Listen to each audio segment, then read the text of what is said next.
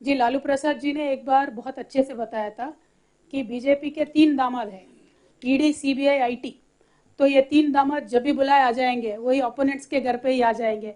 तो हालत तो ऐसा ही है, क्योंकि जब से बीजेपी पावर में आई है तब से लेके आज तक तकरीबन 25,000 केसेस ऑपोजिशन लीडर्स पे लगाए गए, लेकिन एक भी केस बीजेपी नेता पे नहीं है। आज जनता को यह सोचना चाहिए कि बीजेपी के नेता पे ईडी क्यों नहीं लगती, आईटी क्यों नहीं लगती, सीबीआई क्यों नहीं लगती। क्या ये दूध के धुले हुए हैं, गंगा मैया में पैदा होके आए क्या? ऐसा तो नहीं है ना। क्यों बीजेपी नेताओं पे ईडी नहीं लगती? और जो नेता पे ईडी लगता है, या तो वो जय मोदी करेगा तो नहीं ईडी होगा, नहीं तो जय मोदी नहीं बोलेगा तो फिर ईडी होगा। ये तो ED, CBI, IT have become a washing powder Nirma kind of a concept. Nirma में नहला के बीजेपी में ले लेते हैं। तो this is what they are doing. Unfortunate situation, but there is a time. बहुत ज़्यादा हो गया ये इस तरीके का राजनीति, लोगों को भी पसंद नहीं आ रहा है। बराबर लोगों से एक इनकलाब निकल के आएगा, और बराबर हमारे जैसे नेता जो है, जो लोगों में हमेशा रहते हैं, हमारे साथ जनता देगी, हमारा पूरा पूरा विश्वास है। अरविंद के घर के ऊपर प्रोटेस्ट हुआ है मैम, अभी वैंडलाइज।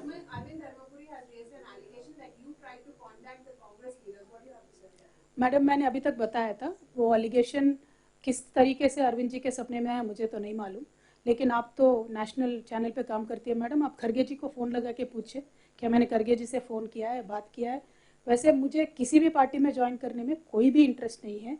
हमारा पार्टी टीआरएस अभी बीआरएस बनाए, कल को नेशनल लेवल पे काम करेगा, हम बराबर नेशनल लेवल पे काम करेंगे। जो आज हमने तेलंगाना में विकास करके दिखाया है, वो कल के दिन पूरे भारतवर्ष में विकास करने के लिए अलग अलग मॉडल बनाएंगे, जनता के पास जाएंगे, जनता मानेगी, मदद देगी तो बराबर उनके लिए काम करेंगे। उनके पास पूछने को क्या है जी, अरविंद जी हमारे ये क्या बोलते, बुरदा नहीं मट रहे हिंदी ना, दे लोग कीचड़ के तरह होते हैं हमारे अरविंद जी, इसीलिए हम लोग कोई उनके ऊपर पत्थर नहीं डालते। बहुत चिचोरा किस्म के आदमी है उन्होंने, लेकिन आज उन्होंने एक एलिगेशन लगाया, इसीलिए मैं जनता को क्लियरिटी देने के लिए मैं यहाँ आके बात कर रही हूँ, वरना उनका नाम लेने के भी लायक नेता नहीं है वो। आज अनफॉर्चुनेट है बीजेपी में इस तरीके के नेता है। तो मैं जनता से इतना ही अनुरोध करना चाहती हूँ, आप पॉलिटिक्स में डिग्निटी मत गिराइए। पॉलिटिक्स में अनेक तरीके के चर्चे होते रहते हैं, होने दीजिए, कोई हाँ बोलेगा कोई ना बोलेगा। इसका ये मतलब नहीं होना चाहिए उनके ऊपर ईडी प्रयोग करो, सीबीआई प्रयोग करो, आईटी प्रयोग करो। ये जरा भी इंसाफी नहीं है, ये जरा भी एक पॉलिटिकल तरीका नहीं है। पॉलिटिक्स को पॉलिटिकली ही सामना करना पड़ेगा, और हम तैयार है। Thank you so much. जय Telangana. In this country at this point of time, there are multiple, in this country at this point of time, there have been multiple proposals given to me by various people. I'm a very decent politician. I want to remain in this country in politics for a long time. I'm not going to name anybody.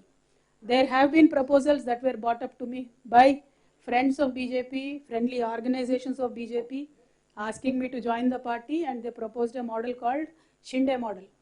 I said, Telangana people do not cheat people of Telangana. Telangana people do not betray their own parties and their own leaders. We will become leaders on our own strength, not by backdoor. We have rejected their proposal very politely. Now, what will they do after that is a different story. We are in politics, we are in public life, we are always among the people.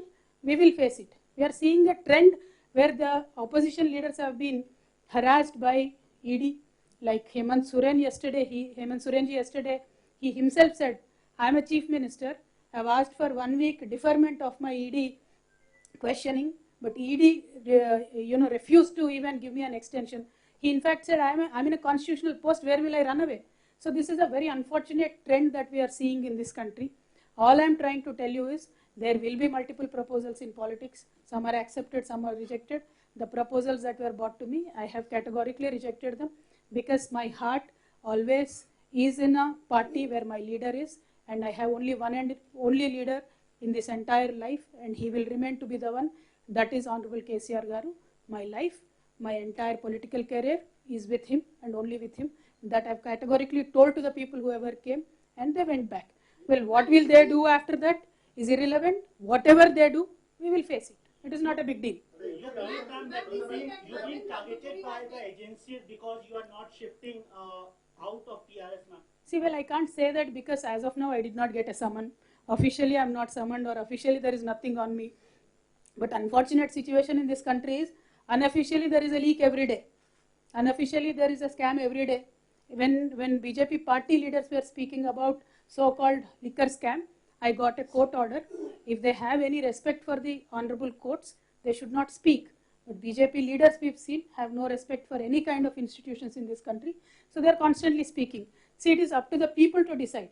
If there is a scam at all, if there is a proof at all, let the agencies come, we will cooperate. In past few months, ma'am, నేను ఇంతవరకు 2006 నుంచి 2022 వరకు ఏ ఒక్క వ్యక్తిని కూడా నేను పర్సనల్గా తిట్టలేదు. ఎప్పుడు ఇష్యూ మీదనే మాట్లాడినాను. చాలాసార్లు విలేకరులు మిత్రులు అడుగుతారు, కొద్దిగా టెంప్టింగ్ అక్క ఇట్లా మాట్లాడు అట్లా మాట్లాడాలి. నేను ఒకటే చెప్పిన, ఇష్యూ మీద మాట్లాడతా బ్రదర్, నేను వ్యక్తుల మీద మాట్లాడాలి. కానీ వాళ్ళ వ్యక్తి మీద వ్యక్తిగతంగా చెప్తున్నా నేను. అరవింద్ గుర్తుపెట్టుకో, ఇంకోసారి నా గురించి పిచ్చి పిచ్చిగా మాట్లాడితే నిజామాబాద్ చౌరస్తాలో చెప్పుతో కొడతా, మామూలు కూడా కాదు.